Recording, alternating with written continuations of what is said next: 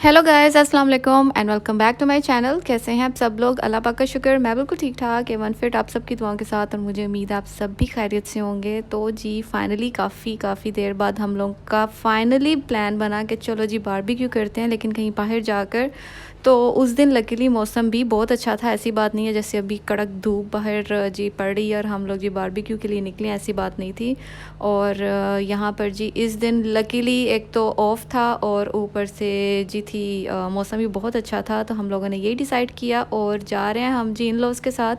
बाकी 2 गाड़ियाँ पीछे पीछे आ रही हैं और टोटल हम जी 3 गाड़ियों में निकले थे। और बस वो हमें फ़ॉलो कर रहे थे, कभी हम उनको फ़ॉलो कर रहे थे। तो जी ये पास ही है घर के बीच, तो हम लोगों ने यही सोचा पहले यहाँ पर चलते हैं वाकरा बीच। और पहले एक टाइम था, ये पिछले साल की बात है, यहाँ पर ना बारबेक्यू वगैरह अलाउ नहीं था। तो हम लोगों ने ये डिसाइड किया था अगर तो बारबेक्यू अलाउ नहीं होगा तो हम लोग जी यहाँ से फिर सी लाइन चले जाएंगे, अगर तो अलाउ हुआ तो फिर हम जी सी लाइन नहीं जाएंगे, क्योंकि सी लाइन जाते जाते बिल्कुल शाम रात हो जानी थी। ऑलरेडी हम घर से लेट हो गए थे, निकलना तो थोड़ा जल्दी था, लेकिन वही बात, थोड़ी सी धूप थी। हम लोगों ने कहा ज़रा थोड़ा सा माहौल ठंडा ठंडा हो जाए, बच्चे हैं साथ में, तो इस वजह से जी यहाँ तक भी पहुँचते पहुँचते ऑलमोस्ट शाम ही होने वाली थी। तो अभी आपको काफ़ी जिसे कहते हैं ना चानन नज़र आ रहा है, लेकिन ये चानन ने एकदम ही ड्रॉप हो जाना है। तो बस अभी हम लोग उतर जाएंगे। अभी हम देख रहे हैं जी कार पार्किंग। जैसे ही हम अंदर आए, हम लोगों ने सिक्योरिटी गार्ड से पूछना था स्टार्ट में कि यहाँ पर बारबेक्यू अलाउ है कि नहीं है। तो उसने कहा हाँ जी है। जैसे उसने कहा ना अलाउ है, जैसे हम अंदर आए तो जी इतनी खुशबुएं आ रही बारबेक्यू की, हर कोई बारबेक्यू कर रहा था यहाँ पर। आप देख सकते हैं रश इतना ज़्यादा रश कि हमें समझ नहीं आ रही थी कि एक गाड़ी छोड़ो 3 गाड़ियाँ कहाँ लगाएं। तो फाइनली एंड पे जाके ये जो आपको सामने रेड कलर के बिल्कुल एंड पे ब्लॉकर्स नज़र आ रहे हैं, यहाँ पर जी हम लोगों ने अपनी 3 की 3 गाड़ियाँ पार्क की आगे पीछे। तो यहाँ पर जी अभी हम फिर उतरेंगे और जी सामान वगैरह सारा अरेंज करेंगे। करते कराते आपको पता है फिर शाम हो जाती है। तो जब तक बारबेक्यू को थोड़ा सा टाइम लगता है बनने में, ज़रा हीटअप होने में, जब चारकोल को टाइम लगता है तो आपको पता है थोड़ा सा टाइम टेकन होता है। लेकिन ये है कि एकदम ही जो आपका मीट होता है या फिर चिकन होती है वो पक ही जाता है।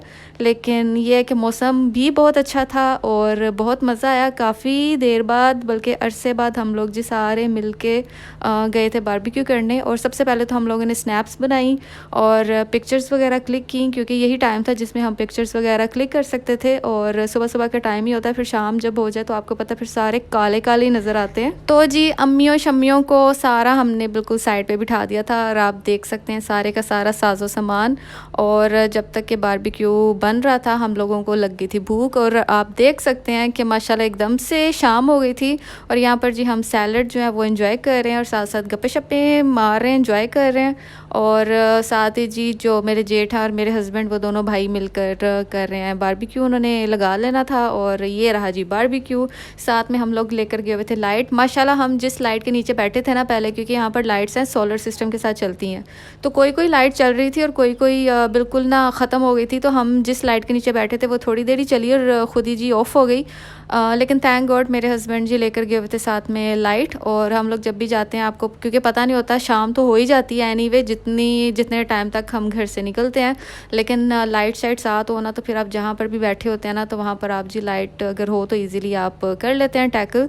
क्योंकि शाम का रात का टाइम होता है तो वैसे डर लगता है कि आप यार कोई बिच्छू कीड़ा मकोड़ा ना निकल आए कहीं से। तो इस वजह से कोशिश ये करें कि अपनी जो सेफ्टी जो अशियाँ हैं ना वो साथ में आप लेकर चलें।